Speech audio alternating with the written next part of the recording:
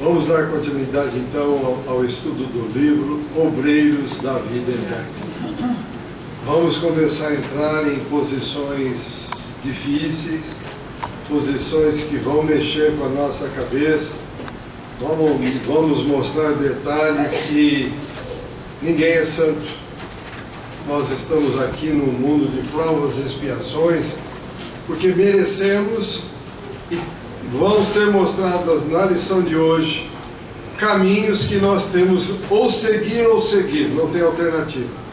Se não seguir, preparem a matula e vamos para aquilo. Planeta primitivo, para viver no meio daquelas feras monstruosas lá. Tá bom? Então vamos em frente, novamente. Então até aqui nós vimos que a doutora Silvia, na introdução que foi feita rasgando véus, ela colocou de maneira direta o seguinte: os séculos já varreram civilizações e refundiram povos, não transformaram a misteriosa fisionomia da sepultura. Ou seja, até hoje nós todos temos medo de morrer. Medo do quê? De morrer? Quem morre? Ninguém morre. A morte não existe. É a roupa velha que rasga, que é o corpo, que não tem condição de segurar mais, manter o espírito. Nós temos que voltar para casa. Ninguém é da terra, estamos de passagem. Quando fala em morte, ai que medo, vou morrer. Ninguém morre. Nós temos que nos preparar para viajar, para voltar para casa. Então veja, varreram civilizações e refundiram povos. E até hoje estamos preocupados com a morte. Alguém ficou aqui esperando, ficou para a eternidade no corpo físico? Agora eu aproveito e pergunto, já imaginaram uma eternidade num corpo como esse? Já imaginaram, já pararam para pensar? Que chatice, que coisa horrorosa! Imagine eternamente do jeito que nós somos. Seria algo, não dá nem para imaginar de tão ruim que ficaria, não? Continua o Emmanuel dizendo o seguinte: então o milenário ponto de interrogação, a morte continua ferindo sentimentos e torturando inteligências. Continua, gente, a gente vê isso a todo momento. Em todas as escolas religiosas, como disse o próprio Emmanuel, eu fiz questão de colocar aqui, a teologia, representando as diretrizes de patriarcas veneráveis da fé, procura controlar o campo emotivo dos crentes, acomodando os interesses imediatistas, dinheiro, da alma encarnada. Faça isso, que quando você morrer, você vai ter um lugar bom no céu, vai ter lá anjos te aguardando. Dê dinheiro para nós aqui, tá? E nós, imbecis que somos ainda, acreditamos nisso e vamos lá dar o dinheiro. Damos tudo que não podemos dar, acreditando numa bobagem dessa. Continuando. Colocou ainda, a Silvia colocou, o Emmanuel colocou ainda a discrepância entre céu e inferno. E Emmanuel diz: o Espiritismo começou o inapreciável trabalho de positivar a continuação da vida além da morte, fenômeno natural do caminho de elevação e ascensão. Quantas vezes nós já desencarnamos aqui? De acordo com o Dr. Inácio Ferreira, no mínimo, no reino nominal, 10 mil vezes. E aí? E aí, 10 mil vezes? E o reino nominal? Nominal. E o que é que nós crescemos? Sem contar o mineral, o vegetal e o mineral, o vegetal e o animal. Sem contar esses reinos. Então imagine, olha que estágio que nós estamos. Um matando o outro para tirar dinheiro, preguiça, vagabundagem, não quer trabalhar, acha que pode chegar, isso é meu, toma conta. Gente, estão semeando algo que eles nem imaginam o que vai acontecer no mundo espiritual. Continuando. Esferas múltiplas de atividade espiritual interpenetram-se nos diversos setores da existência. E por fim, Emmanuel deixa claro, lá, rasgando véus no prefácio, que André Luiz procurou fornecer algumas notícias das zonas de erraticidade que envolvem a crosta do mundo em todas as direções, em todos os lugares.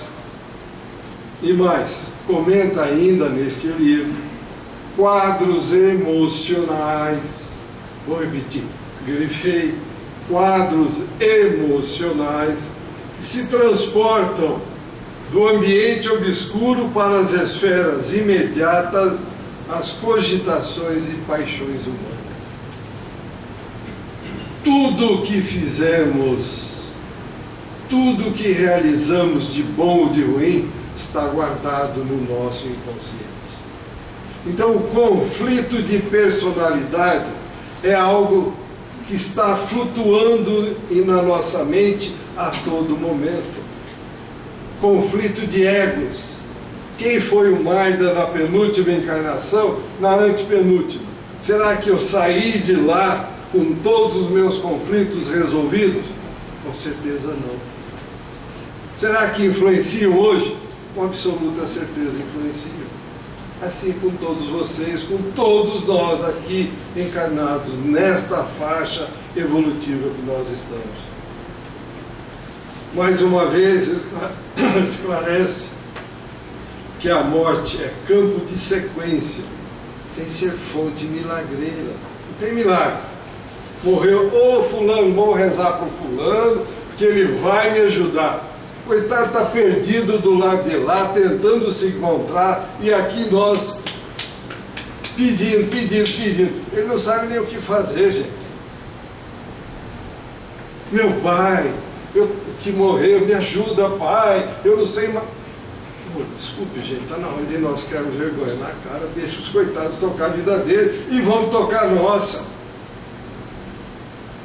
O Espiritismo foi claro, entregou em nossas mãos os nossos destinos.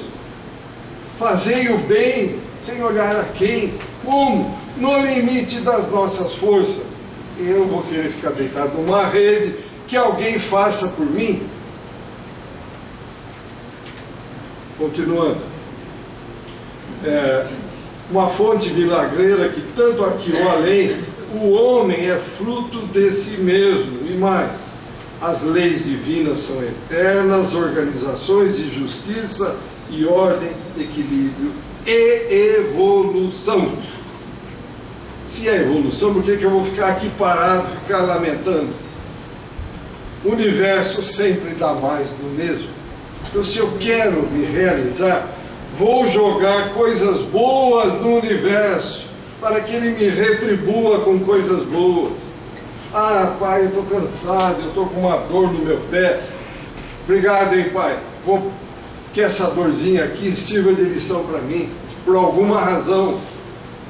Vou pensar coisa boa para que isso tudo desapareça. O que Jesus fez nos grandes, entre aspas, milagres. Ele, com a sua elevação, com a sua força, ele trocava moléculas malsãs por moléculas sãs. E o que ele disse?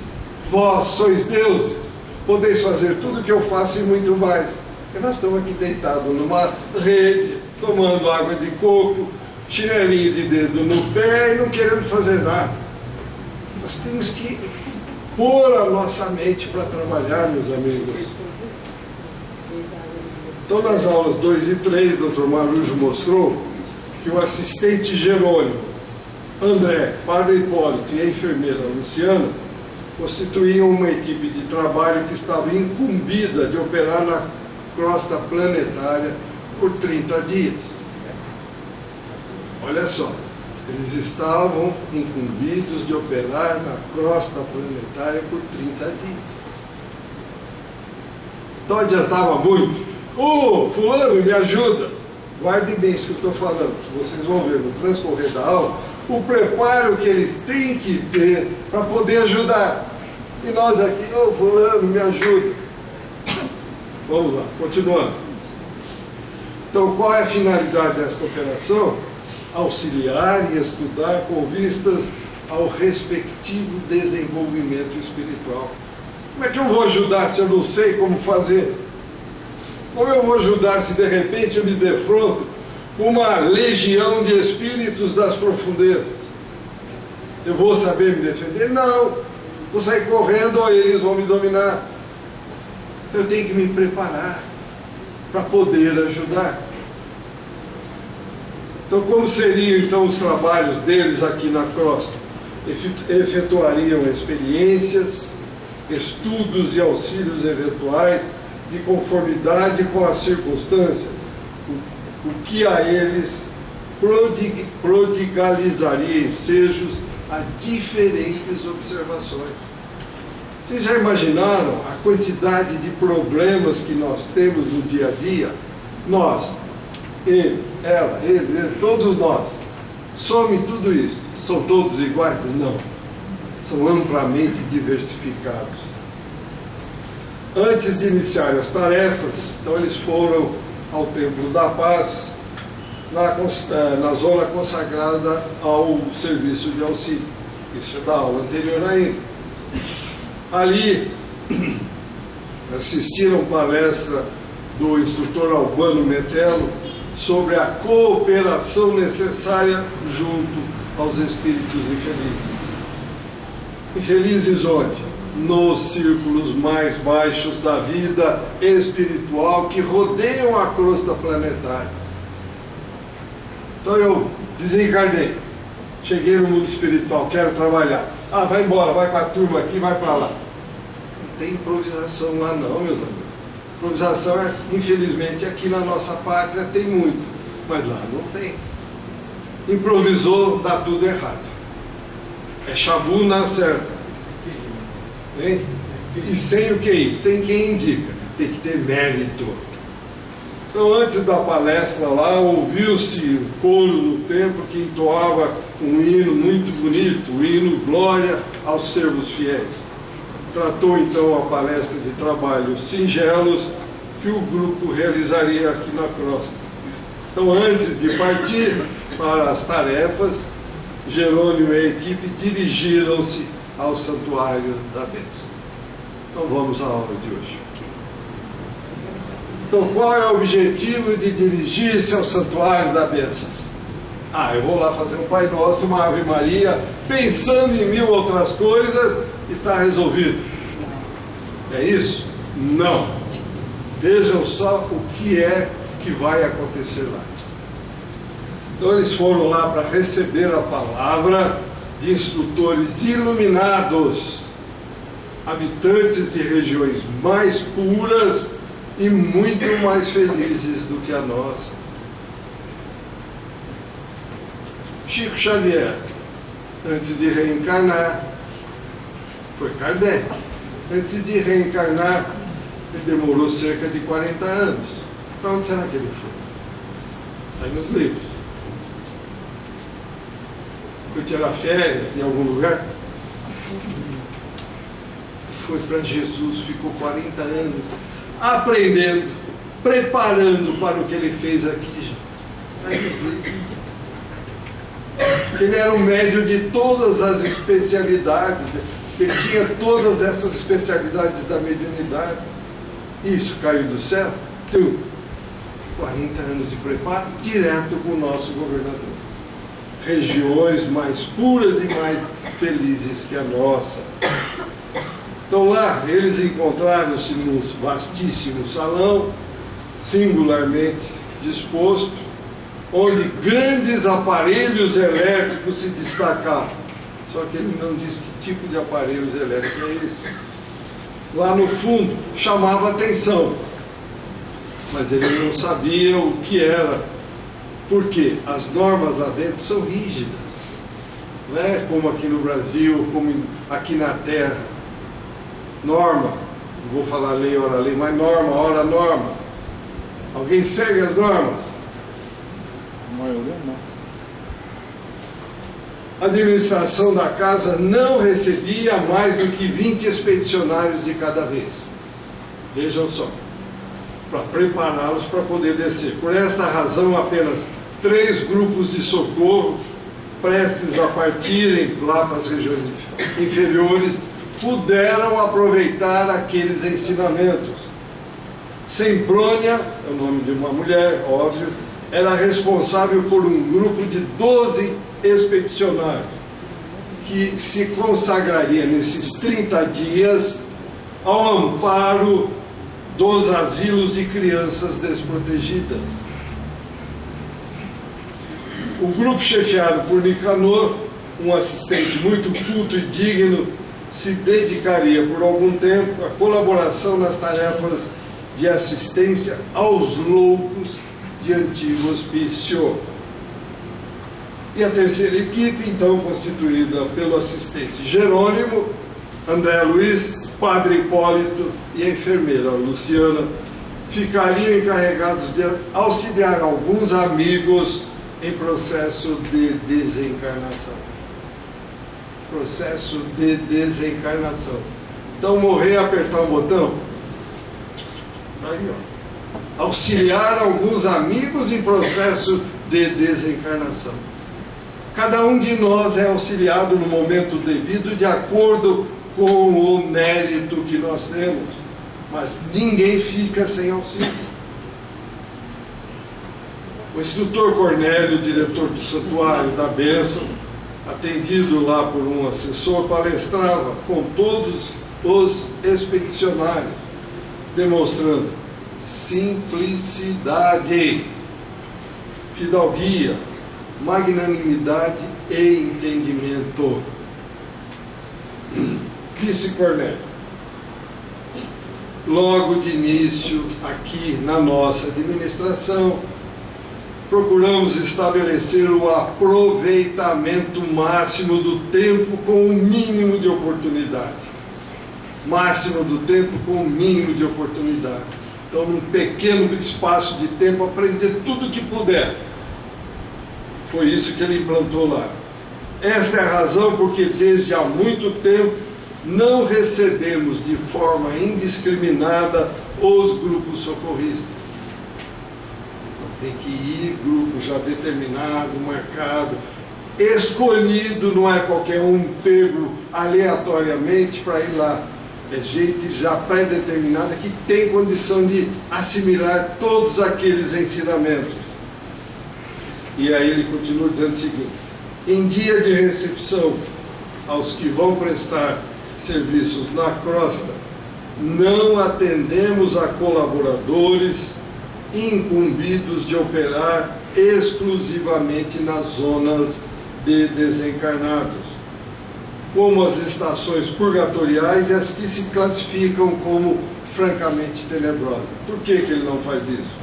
Há que se ordenar as palavras e selecioná-las, criar campo favorável aos nossos propósitos de serviço. É isso que nós fazemos no nosso dia a dia. Criamos campos favoráveis ao nosso propósito de serviço, no dia a dia, no trabalho, na relação com a família, aqui dentro da casa espírita, na igreja que eu frequento, seja lá o que for. E hoje eu tenho que aguentar aquele chefe lá, ele está impossível. Eu me preparei para criar propósitos do serviço para o qual eu fui contratado. Nós somos bebês chorões, gente, mas nós somos impressionantes o quanto nós todos choramos ainda. Diz ele, Cornélio, a conversação cria o ambiente e coopera em definitivo para o êxito ou para a negação. Por isso, veja a necessidade de escolher os grupos.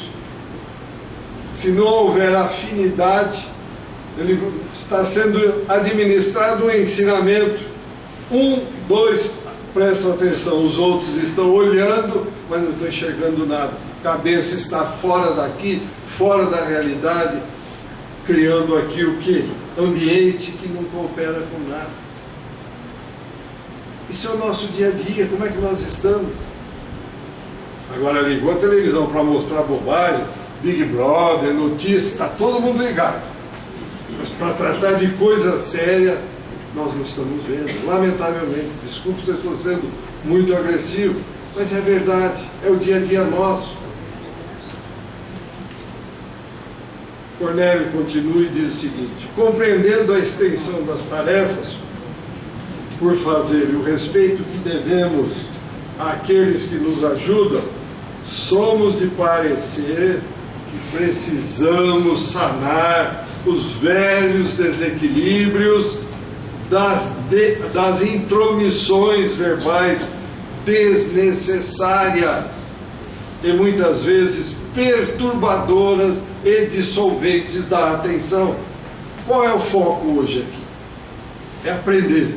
Então, de repente, alguém me fala: mas daí aquela mulher que morreu não sei aonde.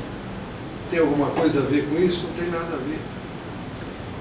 Então nós temos que estar focados, observando, com a vontade de aprender, porque se ficarmos aí, vamos passar mais uma encarnação, como essas 10 mil que já passamos, e não avançamos. Estamos no segundo degrau ainda. O planeta vai para a regeneração, e aí? Vamos ter chance de ficar aqui ou vamos ter que ir embora? Aliás, diz Cornélio, o profeta enunciou há muitos séculos que a palavra dita a seu tempo é maçã de ouro em cesto de prata. Provérbios capítulo 25, versículo 11. Se estamos, portanto, interessados na elevação, constitui-nos inalienável dever o conhecimento exato do valor tempo. É fundamental, estimando-lhe o que? A preciosidade e definindo cada coisa em situação e lugar próprio, para que o verbo, potência divina, seja em nossas ações o colaborador do Pai. Veja, por que tudo isso é importantíssimo? O verbo é importante, que deriva do pensamento. E o que é que o Cristo nos ensinou? Como eu brinco sempre, orar e vigiar. E vigiar o quê? Mulher do vizinho, marido da vizinha? Não. Pensamento, porque do pensamento sai a palavra. Daquilo que estiver cheio o coração, a boca vai falar. Depende do que vamos falar, então temos que estar pronto para saber administrar o nosso tempo. Quem tem certeza que amanhã vai estar aqui vivo? Pretendemos, eu acho que vou, mas temos certeza? Ninguém tem. Então o nosso tempo na matéria está passando muito rápido. Cada momento é um momento de reflexão, é um momento de ligação com o mundo espiritual. Entendemos o que é que estamos fazendo aqui. E continua Cornélio: é lamentável se dê tão escassa atenção aqui na crosta terrena ao poder do verbo, atualmente tão desmoralizado entre os homens. As fofocas, conversas bobas, conversas tolas, mensagens aí que não tem nada a ver, falando de fofoca. Gente, isso não acrescenta nada. Novelas que, nossa, não tem nem o que falar. Deleta, vamos tirar isso da nossa vida, porque dependendo daquilo que nós estivermos focados, é o que vai se transformar a nossa vida. Continua Cornélio: nas mais respeitáveis instituições do mundo carnal, segundo informes fidedignos das autoridades que nos regem, a metade do tempo é, fala bem devagar, despendida inutilmente através de conversações ociosas e inoportunas. Tem mentira nisso?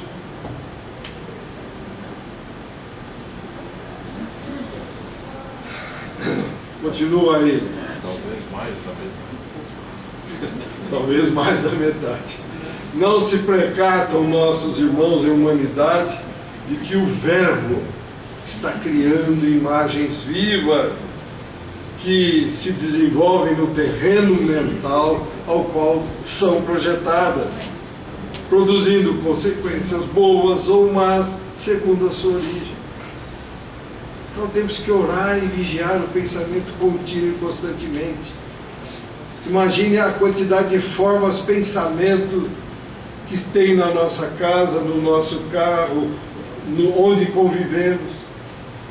Porque todas elas ficam impregnadas onde nós estamos. Então vamos impregnar de formas, pensamento boas. O exemplo está aí, o mestre nos trouxe, amor a Deus e ao próximo. Ah, mas eu não sei como fazer. Olha o universo, como diz o Stephen Hawking, que morreu ontem. Fique olhando para o céu, para as coisas elevadas, e não para os seus pés. Está nas nossas mãos, meus amigos. E Cornélio continua. Essas formas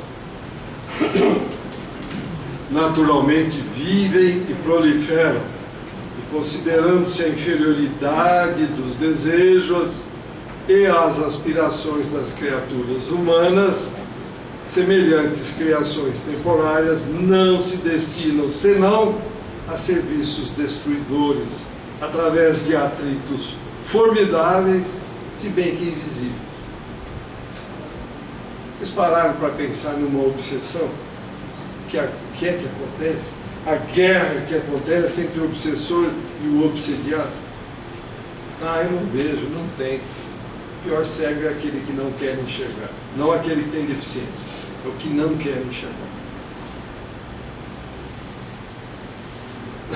Toda conversação prepara acontecimentos de conformidade com a sua natureza. Repetindo, toda conversação prepara acontecimentos espiritual e material de acordo com a sua natureza.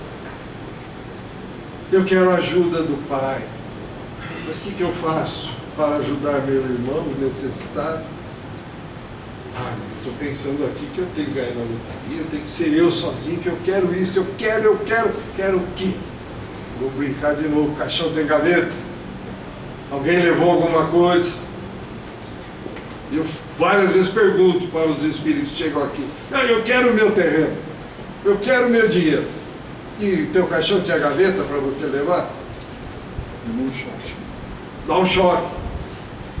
Não, mas você fala, ué, a doutora Marlene não falava aqui que para nós acordarmos nós tínhamos que levar uma paulada na cabeça? Por isso vai acontecer regeneração. 2019 está chegando, se não for na grande chacoalhada, nós não vamos criar vergonha na cara, não vamos acordar. Ficar passando a mão na cabeça, como disse uma governante, aí vai discutir lá com os guerrilheiros lá do Oriente, vai discutir, conversar com eles, para parar de lutar, para parar de matar as pessoas.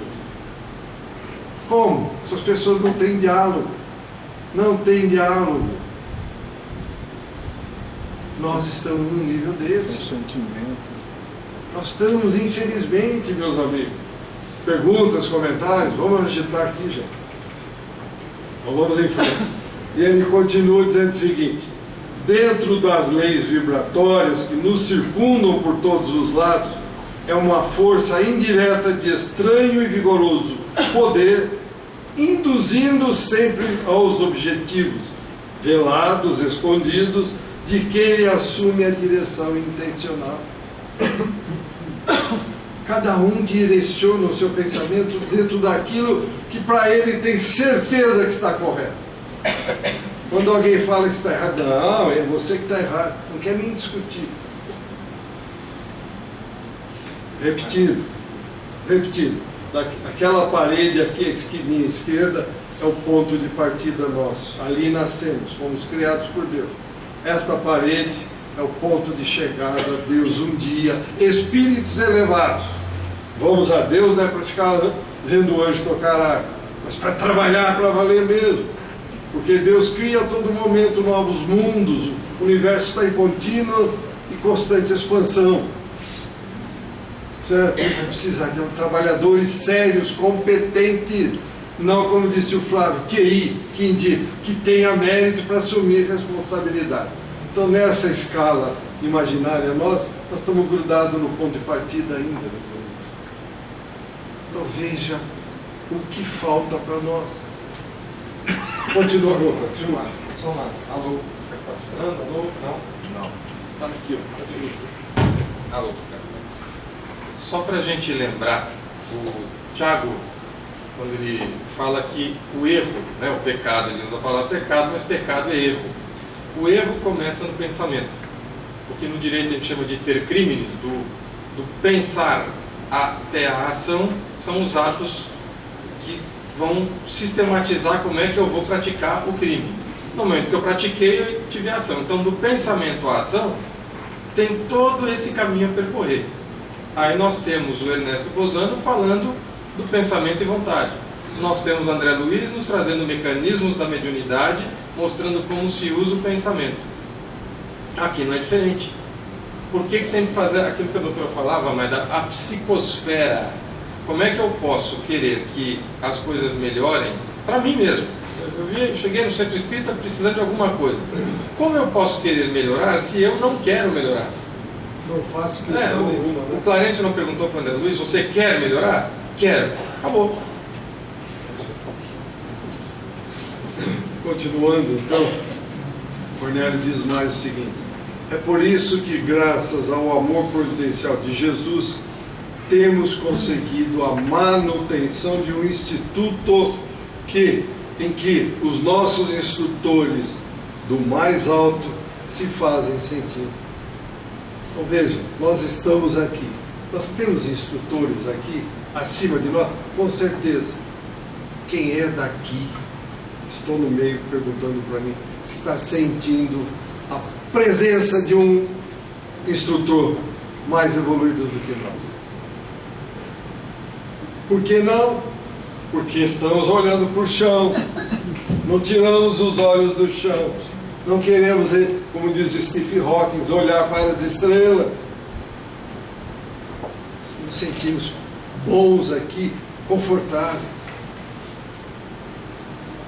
A ausência de qualquer palavra menos digna e a presença contínua de fatores verbais edificantes, diz o Cornélio, facilitam a elaboração de forças sutis, nas quais os orientadores divinos encontram acessórios para se adaptarem de algum modo. Se adaptarem a quê? Às nossas necessidades na edificação comum. Nós temos que querer. Se eu não der um passo e não abrir para poder receber, não vou receber. Não vou me ligar. Não, eu não acredito no mundo espiritual. Não estou vendo nenhum espírito aqui. Eu estou vendo vários encarnados, mas espíritos não encarnados, não estou vendo nenhum. Então, esse é o tipo de procedimento que nós não podemos ter. Bem-aventurados aqueles que não veem e creem. Como é que nós estamos? Cornélio ainda mencionou um exemplo para facilitar o entendimento. Realizando o nosso trabalho modesto, experimentamos reações apreciáveis. Antigamente procurava-se então o santuário da bênção sem qualquer preparação íntima. Com esse procedimento, nossos amigos prosseguiam repetindo o mesmo cenário daqui da crosta. Por que repetindo o mesmo cenário daqui da crosta? Morreu, virou santo? Picareta aqui é picareta lá, bandido aqui é bandido lá. Não é o simples fato de fechar os olhos, abrir em seguida numa outra dimensão, que eu mudei o meu pensamento, mudei a minha forma de ser. Virou santo. Que é isso? É muita infantilidade pensar em algo assim. Então está aqui, ó. Ficavam repetindo lá no santuário os mesmos procedimentos daqui. Que cenário é esse? Perguntou um dos expedicionários.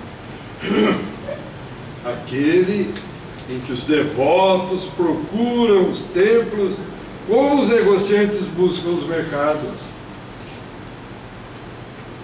Diziam que devemos administrar dons espirituais como quem dirige um armazém de vantagens fáceis ao nosso personalismo aqui inferior.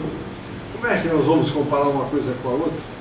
Dai a César o que é de César e a Deus o que é de Deus. Como é que nós vamos comparar isso, gente? Desde o primeiro dia, porém, amparados na delegação de competência que nos foi concedida, disse Cornélio, golpeamos fundo este velho hábito. Vejam, ele quebrou a cristalização mental que todos nós temos. Ninguém quer sair da zona de conforto que nós estamos. Tá bom assim, para que nós vamos mexer? Deixa como está para ver como é que fica. Repito, nenhum de nós veio aqui para passar uma encarnação em branco. Nós viemos aqui para mudar alguma coisa, principalmente em nós mesmos. Mas nós não queremos, estamos habituados. Deixa, tá bom. O livro dos Espíritos deixa muito claro para todos nós quanto devemos trabalhar em prol do próximo no limite das nossas forças. E continua Cornélio dizendo o seguinte: e quando sentimos conscienciosamente que as lições estavam terminadas, iniciamos a aplicação de medidas retificadoras. Registros vibratórios foram instalados. Olha aí, não é simplesmente chegar e vamos lá. Registros vibratórios foram instalados, assinalando a natureza das palavras em movimento. Olha só, gente, está avaliando tudo aquilo que eu estou dizendo, para ver se eu tenho condição de fazer parte de uma expedição de trabalho. Desde aí, foi muito fácil identificar os infratores e barrar-lhes a entrada na câmara de iluminação, onde realizavam-se nossas preces. Para que entrar numa sala de prece se eu estou aqui com os pensamentos revoltos? Ao invés de ajudar, eu tenho que ser isolado para não atrapalhar o restante das vibrações do tempo. Continua. Cremos ser desnecessária qualquer alusão ao imperativo dos pensamentos limpos. Cristo, orai e vigiai. Cuidar dos pensamentos. Então, quem busca uma casa especializada em abençoar, não pode hospedar ideias de ódio ou maldição. Tá aí, é isso aí, ponto final. Como é que eu vou querer ajudar se eu venho aqui com ódio do Sebastião, com ódio do Hugo, com ódio do Flávio e de qualquer um dos senhores? Não tem como fazer. Ou eu mudo ou eu não venho. Então eu tenho que dar o meu primeiro passo. Eu quero. E vamos em frente. Não vamos ficar esperando o que vem do céu, não. O céu é chuvas e bênçãos. Mas eu tenho que fazer por merecer. Tenho que ter mérito. Compreendemos prontamente, diz ele, a finalidade do ensino indireto e delicado, e calarmos-nos, prevenidos quanto à necessidade de resguardar a mente contra as velhas sugestões do mal. Cristalizações mentais, estamos aqui já acostumados. Ali está bom, vamos deixar assim mesmo. Não, temos que, dentro da lógica e da razão, questionar sempre.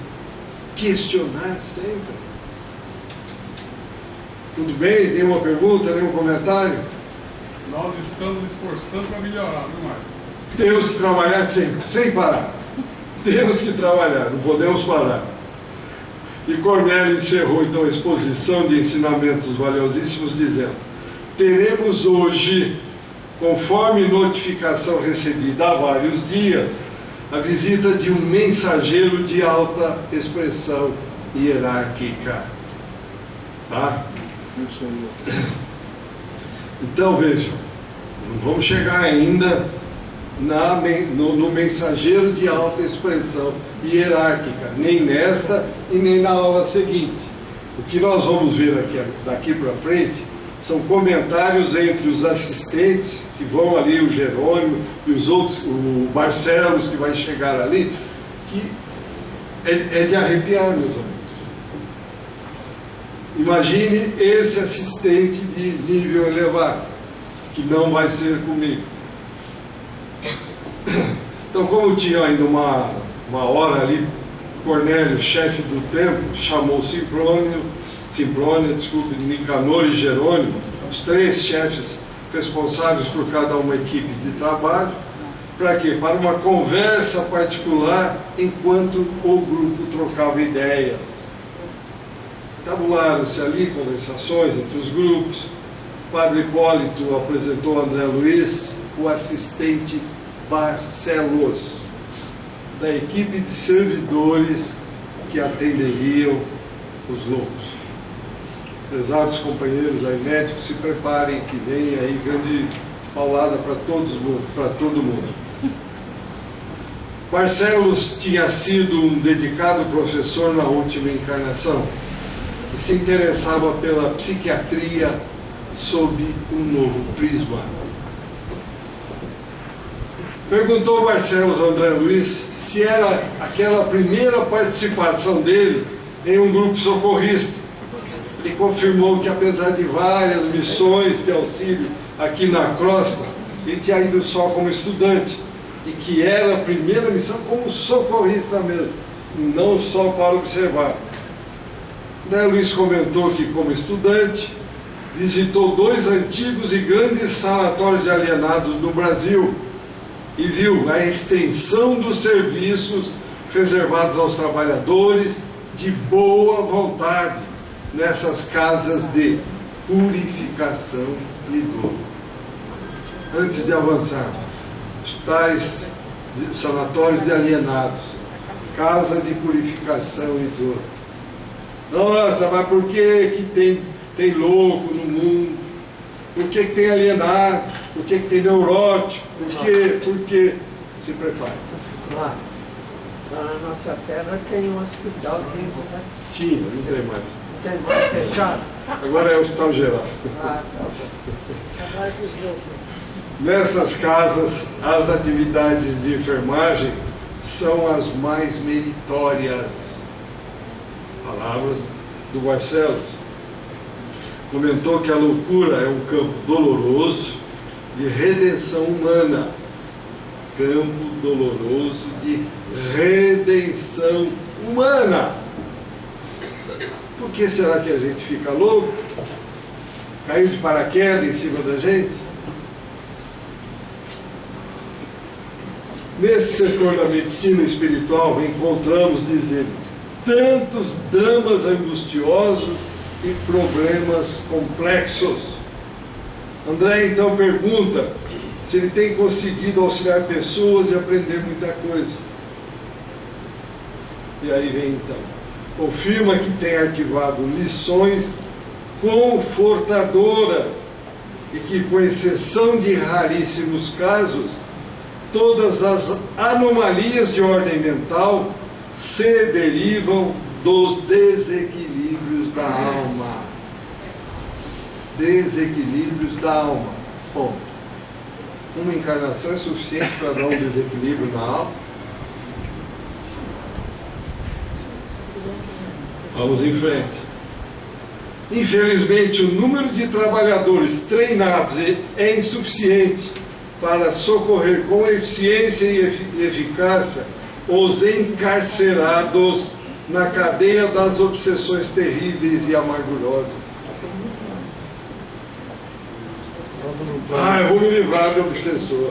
Eu vou para a casa espírita, vou lá tomar uns passes, vou fazer um trabalho, vou me livrar do obsessor. O obsessor só vem porque você fez um mal muito grande para ele. Nós, encarnados, é que somos os responsáveis por isso. Não vai chegar aqui alguém que eu matei, que eu espoliei na última vida, ele vai chegar aqui e já pronto, vai sair de mim. Que isso? Tem obsessões que já duram milênios, plural, milênios.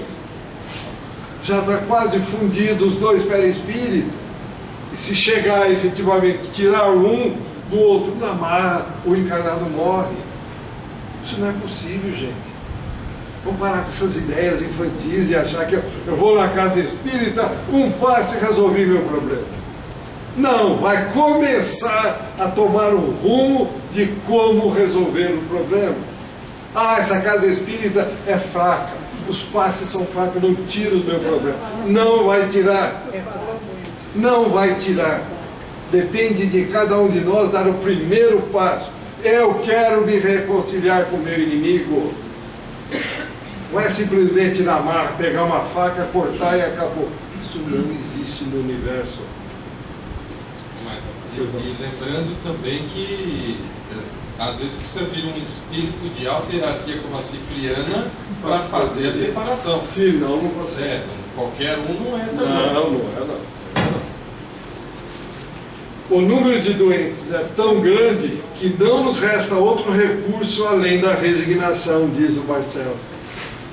Então, dada a superficialidade do atendimento, temos que contar sempre com a providência divina. Superficialidade do atendimento. Onde? Aqui no nosso meio, gente. Na crosta terrestre. Barcelos continua dizendo o seguinte: André Luiz, no caso das perseguições sistemáticas das entidades vingativas e cruéis, nós temos uma tragédia, que eu falei há pouco, iniciada no presente com a imprevidência dos envolvidos, ou que vem do passado próximo ou remoto através de pesados compromissos kármicos. Presente. Aconteceu no presente. Eu dou um golpe em alguém, tiro a fortuna desta pessoa, ela descobre que eu dei um golpe nela e ela vem a óbito. Como é que ela fica do lado de lá? Ah, Maida, você é um anjo. É isso. Ele vai querer me matar de todo jeito. Presente. Passado, numa última encarnação, vilipendiei a fortuna que eu tinha, por exemplo, que eu ganhei da família. Só com porcariada, só com nada produtivo. Vou nascer aí embaixo da ponte. Passado lá remoto, participei de uma batalha, matei muitas pessoas. Quem morreu, vamos falar do nosso caso aqui, Noite de São Bartolomeu. Quem morreu lá vai ficar feliz olhando para nós. Ah, vocês são os anjinhos. Que é isso? Infantilidade pensar desta forma. Se os psiquiatras atuais, palavras do Marcelo, não são minhas, penetrassem o segredo de semelhantes fatos, iniciariam a aplicação de nova terapêutica à base dos sentimentos cristãos, antes de qualquer recurso à hormonioterapia, medicamentos e à eletricidade que era usada na época, 1946, quando foi escrito esse livro. Então veja, se, vou até voltar de novo, gente, isso aqui é muito importante. Se os psiquiatras atuais penetrassem o segredo de semelhantes fatos, iniciariam a aplicação de nova terapêutica à base dos sentimentos cristãos, antes de qualquer recurso à hormonioterapia, medicamentos e à eletricidade. Nem precisa falar eletricidade, que não se usa praticamente mais. Marco, essa semana saiu no Estadão as novas... Rapidinho. Essa semana saiu no Estadão as novas terapias alternativas. Dentre as 10 novas terapias alternativas que o INSS vai entregar, está o Renison ou o passe. E cai aí onde você falou. Que bom, ótimo, muito bom. André Luiz comentou então que alguns casos de obsessão-possessão examinou, o que mais lhe impressionou foi a quase completa ligação mental entre verdugos e vítimas. Ali fica tão interpenetrado que dá a impressão que quase que se funde numa coisa só. Vai se fundir? Não, nunca, jamais. Mas fica tão influenciado um ao outro que fica difícil a separação. Tá certo? E nós vamos continuar no próximo encontro sobre essas colocações de Barcelos. São colocações, como vocês viram, que mexem conosco, gente. Não são brincadeiras, está nos trazendo a refletir a luz da razão e não a luz da ilusão. Bom, alguma pergunta, algum comentário?